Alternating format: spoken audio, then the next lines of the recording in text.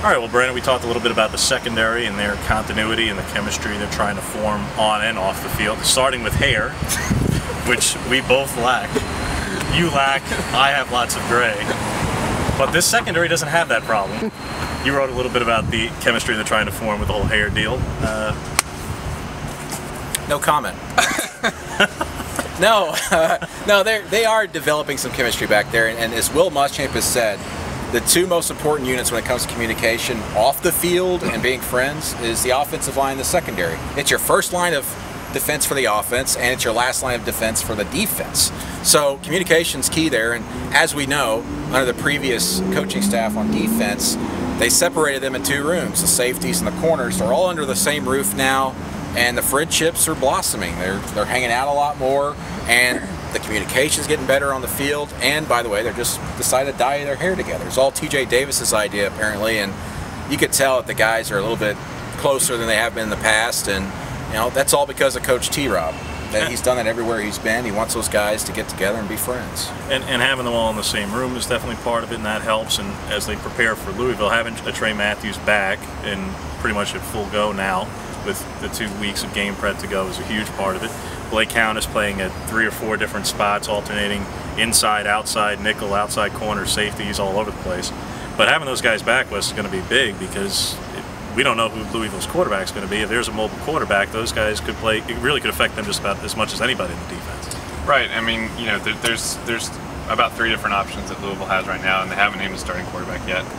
But like you said, I mean, Trey Matthews having that kind of a player back there for Auburn this year. I mean, he mentioned just being like, you know, a big impact player. You know, other players mentioned how he just brings that boom or whatever.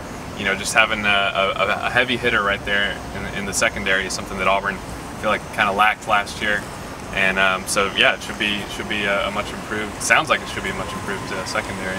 Yeah, and Brandon, you and I have both seen this team for the last 2 years. I've seen it for the last 3, and there has been that thing lacking where, as good as Jermaine Whitehead was at times, as good as Josh Holsey played at safety at times, you didn't hear a lot of opposing wide receivers saying they heard footsteps. Yeah. That old line of that the safety over the middle was going to be lowering that boom, lowering that hit, and that was something you were really intimidated by. That really just hasn't been a thing that's been around here the last couple of years. No, and Trey Matthews is supposed to bring that, as we mentioned, and I've seen things from players on Instagram of videotape from practices apparently, and he's knocked some people silly. And that's a big thing. When you've got receivers on another team, and Louisville's going to do this a lot in the middle of the field, that they know you get that first big hit, all of a sudden those guys got alligator arms, they're shortening up their routes. That is a big, big difference without having to play physical the entire time. It just takes one big hit in the middle of the field to kind of change the way an offense attacks you. And Trey Matthews is going to provide something that Auburn hasn't had in the last few years. Sure, and one thing that Auburn hopes that they get back with Carl Lawson is a presence in pass rush for sure. That seems to be the expectation and from pretty much everybody.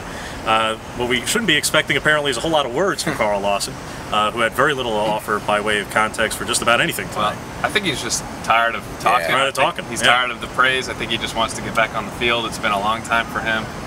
You know, he hasn't played in a full year. He missed obviously the full season last year, and so he's just ready to get on the field. And yeah, we asked him a lot of questions about Louisville tonight, and he just had no comment about the offensive line. He had no comment about the quarterbacks.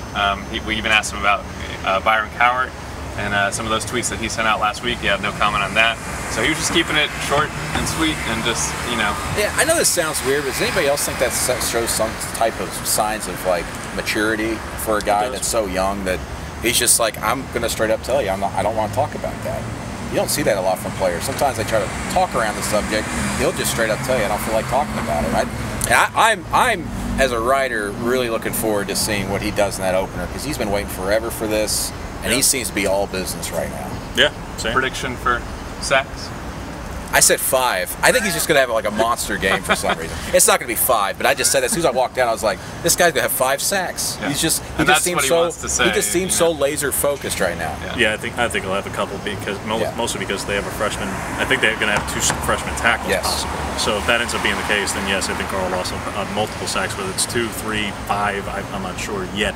I want to see for sure that that's the starting lineup. But 20? Why stop there? Well, he wasn't the only one that said that they're ready to play. We asked pretty much everybody, and they said if we had to play today, we could do it. We're ready to go. And if we had to write and cover today, we'd be ready to go too. Yeah, we're ready to see a game and cover a game.